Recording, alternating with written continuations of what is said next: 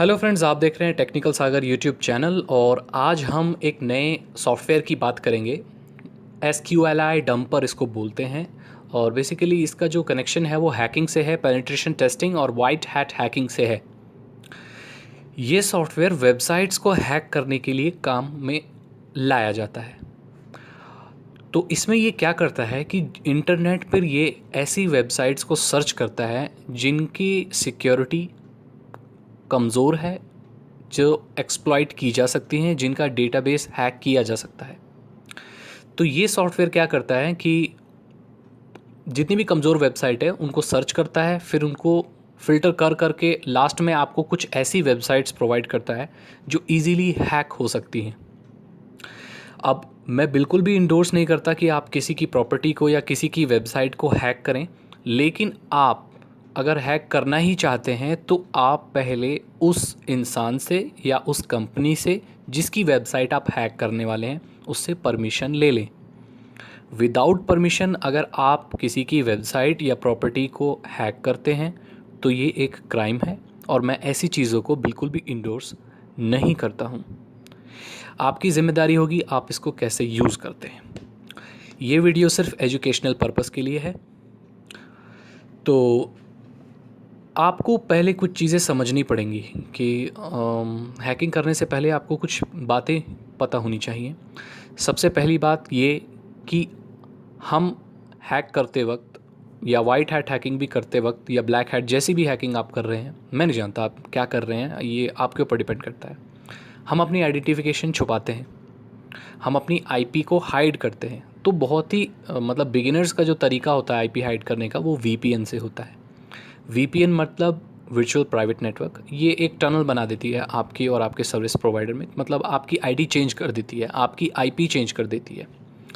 तो सबसे पहले आपको वीपीएन से कनेक्ट होना पड़ता है। जैसे आप देख सकते हैं कि मैं यहाँ पर कनेक्टेड हूँ वीपीएन से और वो कनाडा की आईपी मुझे असाइन कर रखी है। मैं इस वक्त इंडिया में हूँ लेकिन मेरी आईपी कनाडा की है। तो सबसे पहले हम एनोनिमस हो गए।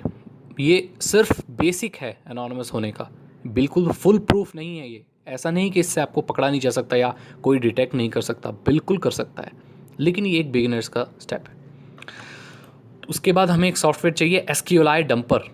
जैसे आप देख रहे हैं फोल्डर में मेरे पास SQLi डंपर है, तो हम इसको ओपन करेंगे। मैं आपको हैक करके बताऊंगा नहीं, मैं सिर्फ आपको बताऊंगा ये कैसे काम करता है, कैसे कर सकते हैं आप इसमें काम। मैं किसी की वेबसाइट को हैक अभी नहीं करने वाला हूं, क्योंकि मैंने किसी से भी वेबसाइट हैक करने की परमिशन नहीं ली है।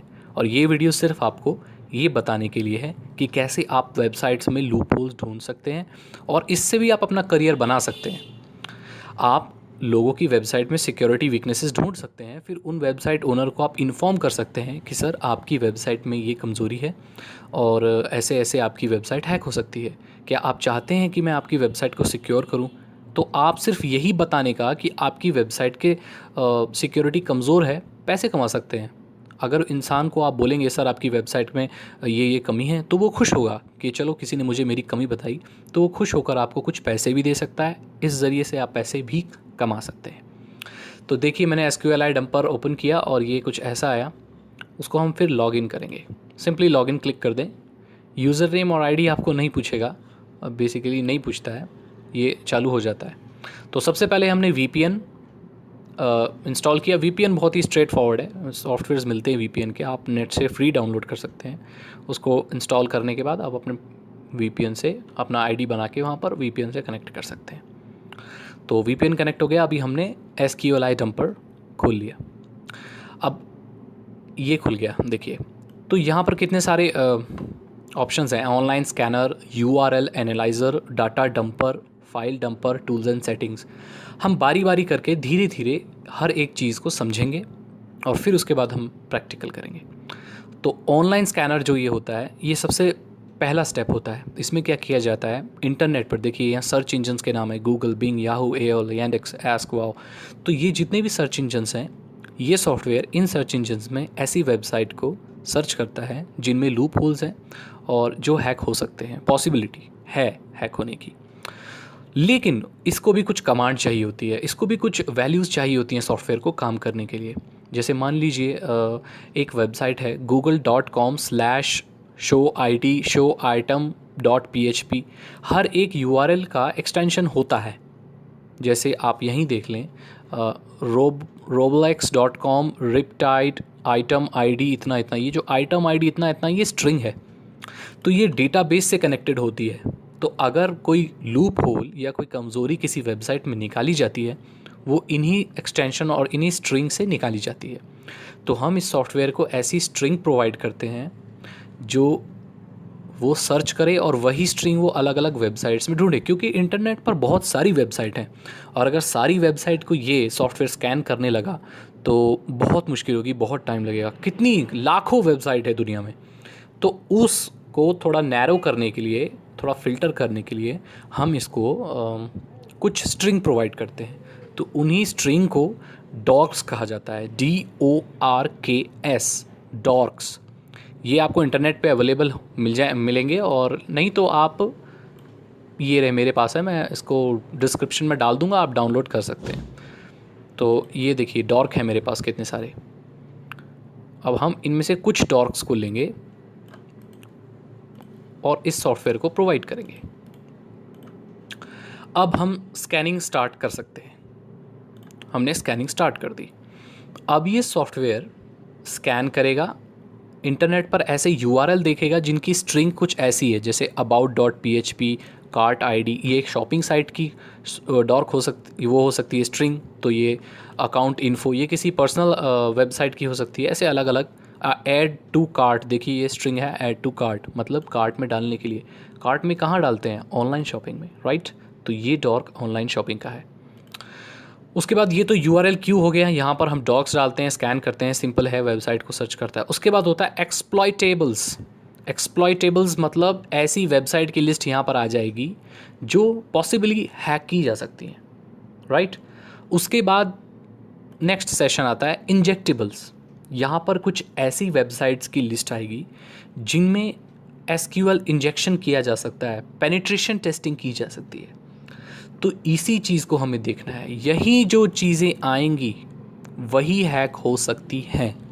और फिर आता है नॉन इंजेक्टेबल, ऐसी वेबसाइट्स जिनकी सिक्योरिटी काफ़ी स्ट्रॉन्ग है और आप एसक्यूएल इंजेक्शन से, जो ट्रिक ये एसक्यूएल आइटम पर यूज़ कर सकता है, उससे आप उस वेबसाइट को हैक नहीं कर सकते, क्योंकि वो नॉन इंजेक्टेबल्स हैं। तो पहला यूआरएल डालते हैं, डॉक्स डालते हैं, सर्च करता है इंटरनेट पे, ये इन सर्च इंजन्स में, याहू बिंग में, फिर ऐसी वेबसाइट्स का पता लगाता है जो एक्सप्लॉइट की जा सकती हैं। उसके बाद उनमें से भी फिर नैरो होती है, रिजल्ट्स नैरो एकदम और डिफाइन होते हैं, फिल्टर होते हैं, फिर वो इंजेक्टेबल्स में आती है। इंजेक्टेबल्स में वो वेबसाइट्स आती हैं जो हैक हो सकती हैं, जिनकी पॉसिबिलिटीज़ है कि एसक्यूएल इंजेक्शन से वो वेबसाइट्स हैक हो सकती हैं। उसके बाद नॉन इंजेक्टेबल, जो वेबसाइट हैक नहीं हो सकती। और लास्ट में होता है ट्रैश कलेक्टर, मतलब जितने भी यूआरएल स्कैन हुए हैं उनके जो यूआरएल रिजल्ट हैं, जो एक्सप्लॉयटेबल्स नहीं हैं या इंजेक्टेबल्स नहीं हैं, जो बच गया कचरा, वो यहाँ पर इकट्ठा होता है। तो देखिए क्यू में 434 यूआरएल्स हैं, बिंग में 136, देखिए लोड हो रहे हैं, स्कैन हो रहे हैं। इसमें स्कैन होने में काफ़ी वक्त लगता है, तो मैं इस वीडियो को पॉज कर दूंगा और नेक्स्ट वीडियो बनाऊंगा और इसको इसके साथ अटैच कर दूंगा ताकि आपका टाइम बचे।